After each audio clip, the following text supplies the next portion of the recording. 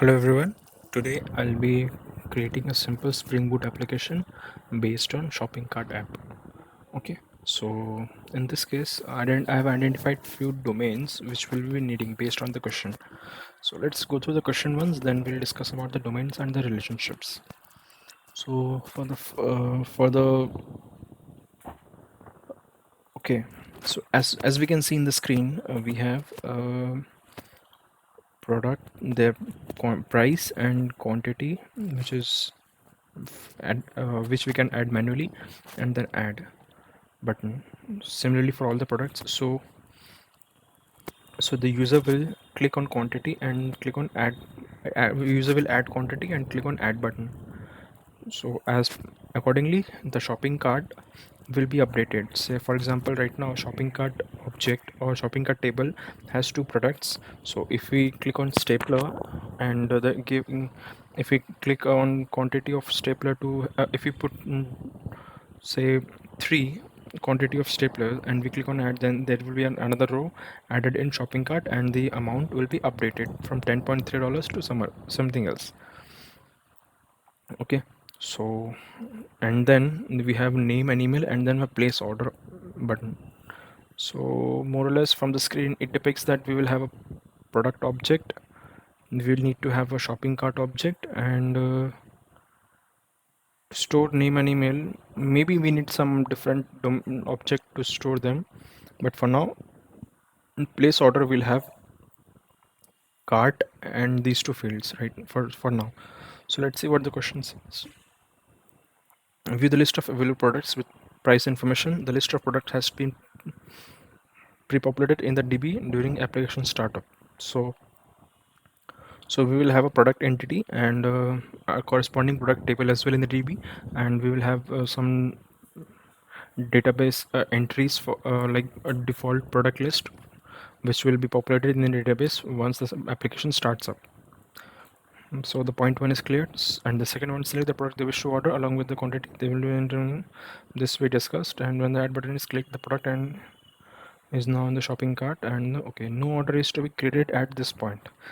They may add multiple products. Yes, that's okay.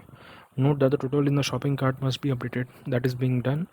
The user enters their name and email and clicks the place order button. At this point, a new order and new customer record are created. All fields.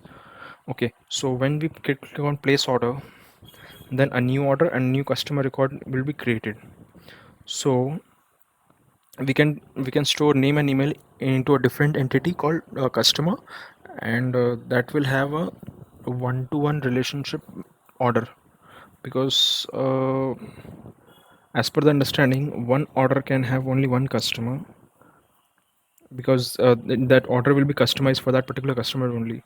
And yes, and the shopping cart object which we will be creating, not listed in the question, will have one-to-many relationship with order, because one order can have multiple shopping cart objects. Okay, so yeah, so now what we will be doing is we won't be creating the screen, we will be just creating endpoints to capture and view details. So say for example, to display all the products, we will create a get request, and that will display all the products available in the database or in the system for now. And we will be creating a post request to create an order or place an order. So that will capture the shopping cart details and create a customer during the capturing, and the order object will be saved in the database. So let's do a manual test. Let's do a testing from the postman, and then we'll walk you through the code. So this is a let me check whether the application is running. Yeah, the application is running. So let me just do a get request to get all the products. So yeah, so we have product ID, name, quantity, price. ID, name, quantity, price, and currently we have 3 products only. Okay, so if you want to place an order right now, so we have order description and cart items. Cart items are basically this, each row. So for stapler, quantity, amount, and in this case the user is not entering amount, the user is entering just a product ID and the quantity. product ID and the quantity. So we have two products in this cart, and the customer name and email ID is present. Okay, so let's place an order. So if I click on send, so we can see the amount is this, the invoice number is this, the date created is this, the order ID is this, and the description is this. So let's check what the status of the order details basically. So the order ID is 1. So if I do a get order, then we will be able to check the order details like order ID, and the customer is created with customer ID 1. The cart items is this product, cart item 1, product ID 1, product name, quantity 2. If quantity is 2, then the amount is 91,800. And for product ID 3, we have 6 quantities. So the price of product ID 3 is around 3,000. So 3,000 into 6 is approximately 18,000. So it's coming out to be that. So this is the cart items and the product order details. And if we check the product details right now, then we can see the laptop one was previously 5, now it has been reduced to 2, reduced to 3. And the smartwatch, I think previously it has 5 units, and the order requirement was for 7, so it has emptied out all the quantity and placed on order with whatever had left with him within the inventory. So let's walk you through the code. Let's start with build.gradle file first. So here the Spring version is 2.0.5.release, and I have starter data JPA dependency. I had Lombok, but I couldn't use it because there was some mismatch or the collision between different dependencies. So it is there, but not using it anywhere. Then we have starter web, then we have H2 database, and starter test. Starter test is also not used, but it comes by default. Okay, so let's go through the properties file first. Here I have configured an H2 database with all the settings, and the DDL auto is create and drop. So like whenever the system starts, it flushes out, or whenever system is shut down, it flushes out everything, like all the data and every database itself, entire schema. And when it gets starts up the system, it again creates everything from fresh. Okay, so let's go through the code.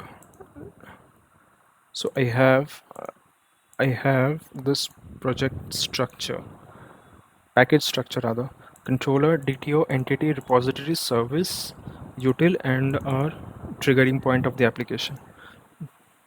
So let's go through all the entities first.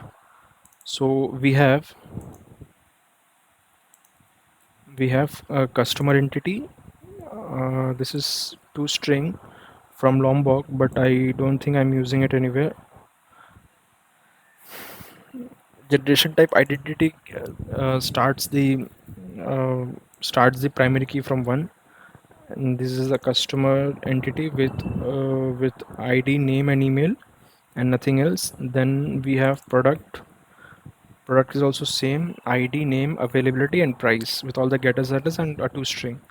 Then we have shopping cart is having its personal ID, then it's having the product ID, quantity, amount, product name, and construction, and some getters and setters, also a toString. Then coming to order, so we discussed that order is having one-to-one relationship with customer and one-to-many relationship with shopping cart. So let's and also it is having a ID and order description. So in case of customer, I have cascade type merge. I will explain why I have used merge over here, and the relation corresponding table, corresponding ID with which it will be matching is or joining is the customer ID, which will be reference to ID of this order. And now I'm coming to cart items. So cart items is having one-to-many relationship. So I have one-to-many relationship with cascade type all, and joining column of order ID, and the reference column is this table's ID. Okay, and is it's having a null, empty constructor, then parameterized constructor, and getters and setters. So let's go to the controller. So inside the controller we have most probably get all products 1, get order 2, place order 3 endpoints right now. So the get order endpoint is something like it will have it will get all the products from the database. So okay, before that what I had is in the source file we have a data.sql which inserts dummy data into the product table. That's why when we call this endpoint we get all the product details. So I'm just doing a product service, calling product service, and from there getting all the products, and inside that there is a repository dependency, and the repository dot find all is doing all the calling. So this is like extending the JPA repository and identifying the entity, specifying the entity and the integer and the primary key type. Okay, so let's get back to this controller, and over here we have the list of products and returning it in the response entity with HTTP OK. This internal OK is internally in HTTP OK. Then we have get order. Get order is I am having a path variable order ID, and with that order ID I am fetching the order details from the database, which is simply find by ID. This returns an optional. If the data is if the object is or the data is present, then return this order, or else return null. So by that these two APIs are simple. And then come to place order. So in case of place order I have order DTO. Let me walk you through this. Order DTO is having order description, the cart items, the customer email, customer name. If we look into post or place order, then we have order description, then cart items is an array of objects, and the customer email and customer name. So cart item is a array of objects of shopping cart, and shopping cart has product name, product ID, quantity and amount, but I am only expecting from customer the product ID and quantity, nothing else. Okay, so this is what it is. And then we have order DTO, getter setters and constructor and everything. So from this order DTO what I am doing is I am getting the cart amount. This is a bit tricky, so let's walk you through this. In cart amount what I am doing is I have, first of all I have total cart amount, then single cart amount, and then available quantity. This is an enhanced for loop which is iterating over the entire list. I am getting the product ID and I'm checking if it's present in the database or not.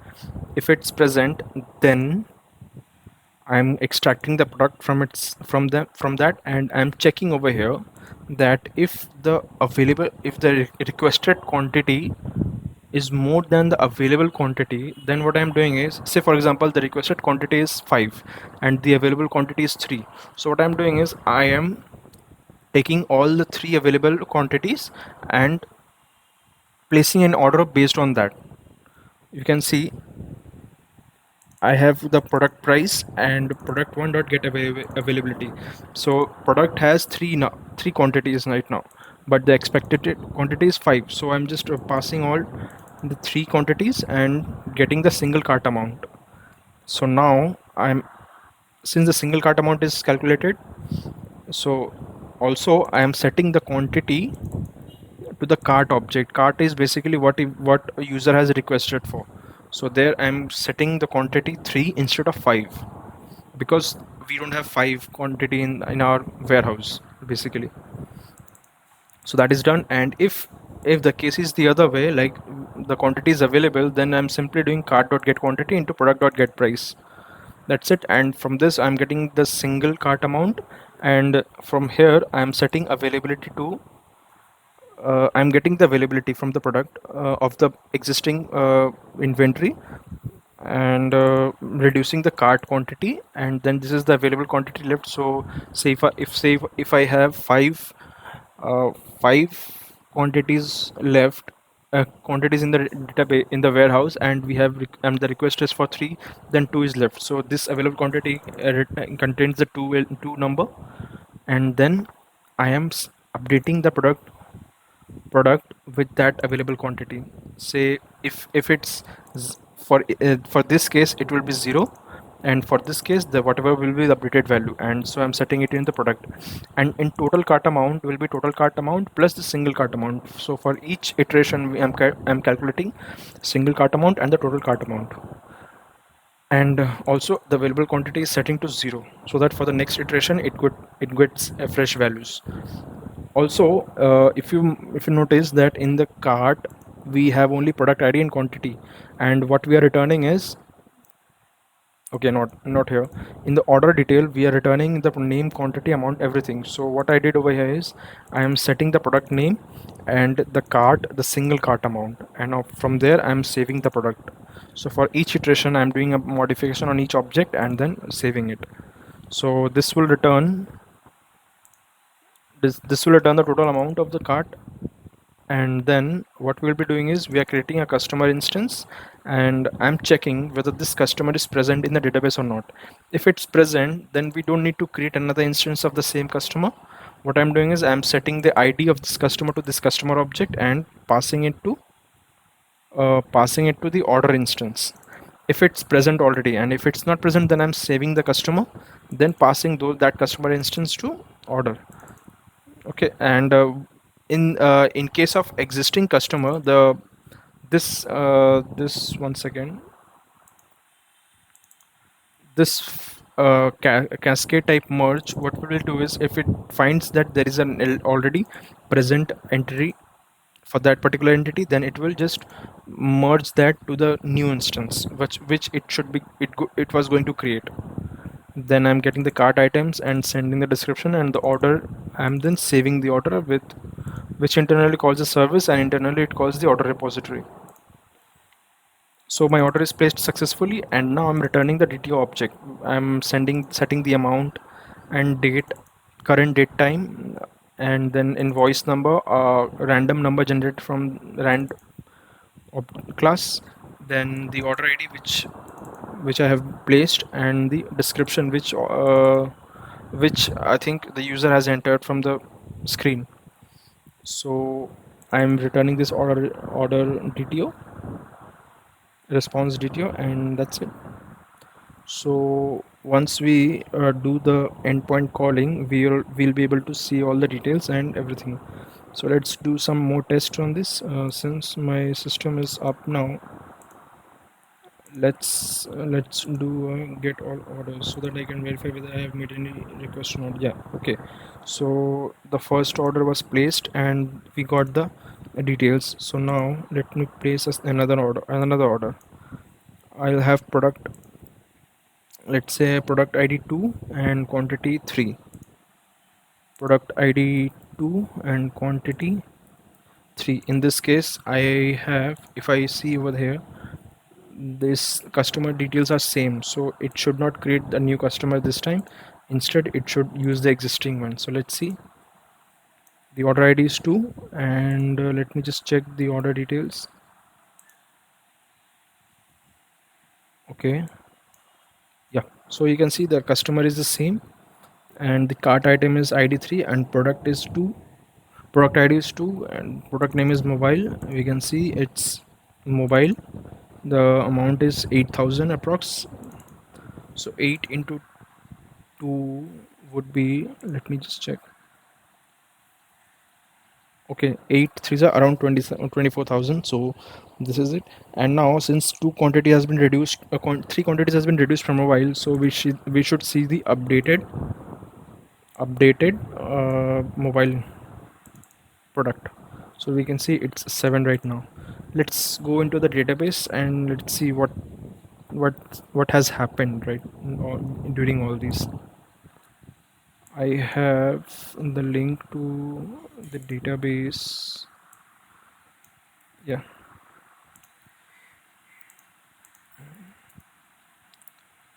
So if I connect, let me check the customer first. So okay, customer is having ID 1 Anand and email is this. Let me clear this and let me check the products first. So product ID 123, quantity 370, smartwatch price, everything else okay. It's okay. Let's check shopping cart. Shopping cart is having three entries, two for order 1 and one for order 2, with the quantity, name, amount, price and ID, product ID. So now let me go to my order.